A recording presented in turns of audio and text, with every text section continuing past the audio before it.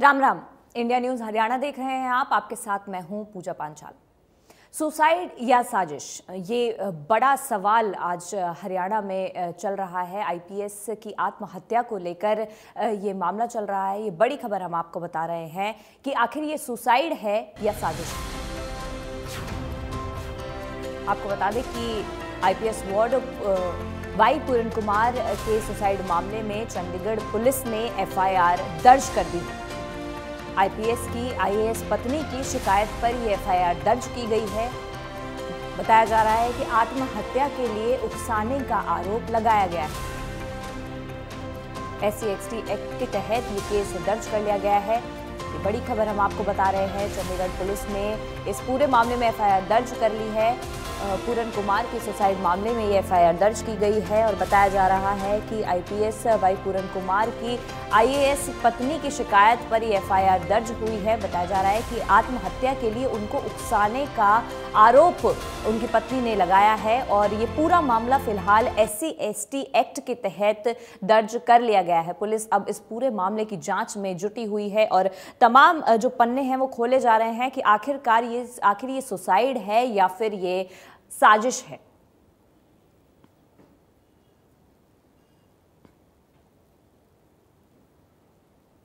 एक बड़ी खबर हम आपको बता रहे हैं। आईपीएस वाई पूरन कुमार के सुसाइड के इस मामले में आपको बता दें कि पहले कौन थे आईपीएस वाई पूरन कुमार। दरअसल 2001 बैच के आईपीएस अफसर हैं वो और हरियाणा में ADGP के पद पर वो कार्यरत थे। काफ़ी तेज तर्रार आईपीएस अधिकारी कहे जाते थे वो। उनकी पत्नी IAS अमनीत IAS अधिकारी हैं। आपको बता दें वाई पूरन कुमार इंडियन पुलिस सर्विसेज में कार्यरत थे और मामले में अब तक क्या कार्रवाई हुई है। दरअसल आपको बता दें 7 अक्टूबर को आईपीएस पूरन कुमार ने सुसाइड किया था। 8 अक्टूबर को आईपीएस अधिकारी की पत्नी विदेश से लौटी और आईपीएस की पत्नी ने ये शिकायत पुलिस में दर्ज कराई, जिसके बाद डीजीपी शत्रुजीत कपूर रोहतक SP के खिलाफ ये शिकायत उनकी पत्नी द्वारा दी गई है। पूरन सिंह के गनमैन के खिलाफ भी पीड़ित सामने आया है और शिकायतकर्ता ने गनमैन पर भी मंथली मांगने के आरोप जो हैं वो लगाए हैं। तो अब तक के मामले में आपको बता दें कि 9 अक्टूबर को फिर इस पर मुख्यमंत्री नायब सिंह सैनी ने आईपीएस के परिवार से मुलाकात की। साहिल हमारे संवाददाता इस वक्त हमारे साथ जुड़े हुए हैं। साहिल, फिलहाल क्या कुछ अपडेट आ रही है इस पूरे मामले को लेकर? क्या ये सच में सुसाइड है या साजिश है? बिल्कुल, आईपीएस वाई पूरन कुमार के सुसाइड केस मामले में अब कई आईपीएस और आईएएस अधिकारियों की मुश्किलें बढ़ सकती हैं, क्योंकि इसमें जो रात को एफआईआर दर्ज की गई है उसमें काफी रिटायर्ड आईएएस अधिकारी भी हैं और हरियाणा के पूर्व डीजीपी भी शामिल हैं। तो उनके अगेंस्ट चंडीगढ़ पुलिस ने रात को मामला जो है वो दर्ज कर लिया है। आत्महत्या के उकसाने सहित SC/ST एक्ट के तहत मामला जो है वो दर्ज कर लिया है और एफआईआर की कॉपी भी जो है वो रिलीज कर दी गई है। तो ऐसे में जिन अधिकारियों के नाम इसके अंदर मेंशन किए गए हैं उनकी मुश्किलें कहीं ना कहीं बढ़ सकती है और हरियाणा की ब्यूरोक्रेसी में जो है हड़कंप की स्थिति जो है इस वक्त देखने को मिल रही है, क्योंकि लगातार एक के बाद एक नाम जो है वो सामने आ रहे हैं और उसके बाद मामला दर्ज कर जाने के बाद तो कहीं ना कहीं हलचल जो है वो तेज हो चुकी है। हरियाणा के डीजीपी शत्रुजीत कपूर, रोहतक के SP नरेंद्र बिजरानिया सहित कई अधिकारियों के खिलाफ चंडीगढ़ पुलिस की ओर से देर रात मामला दर्ज कर लिया गया है। ऐसे में लगातार उनकी जो वाइफ है आईएएस अधिकारी हैं P अवनीत कुमार, उनकी ओर से पहले ही जो है इस मामले में शिकायत दे दी गई थी। साफ तौर पर एलिगेशन लगाए गए थे कि उनके हस्बैंड को एक साजिश के तहत फंसाया जा रहा था, मेंटली टॉर्चर किया जा रहा था, जातिगत भेदभाव किया जा रहा था।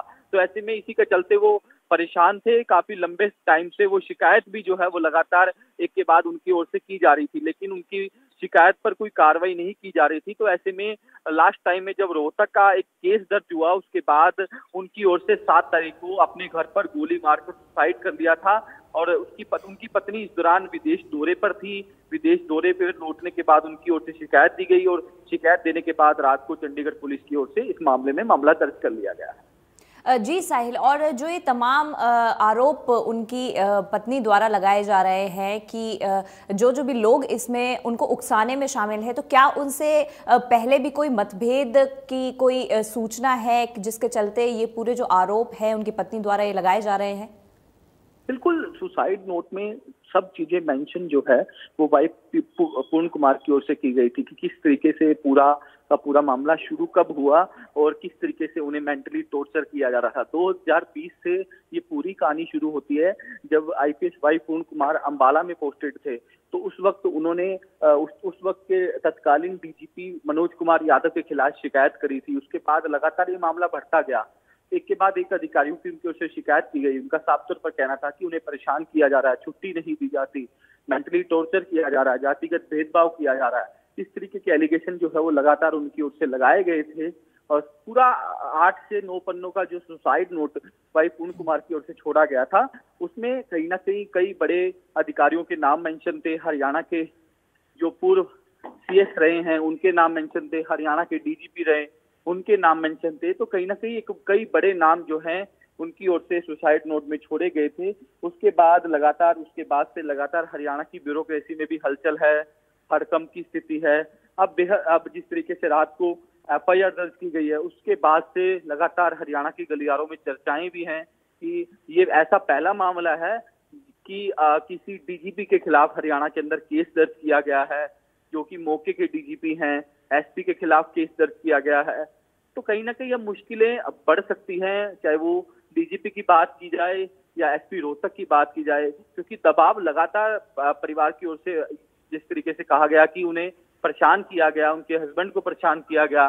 तो अब जांच का दायरा जो है जैसे जैसे आगे बढ़ेगा और लगातार नए खुलासे भी जो हैं वो देखने को मिल सकते हैं।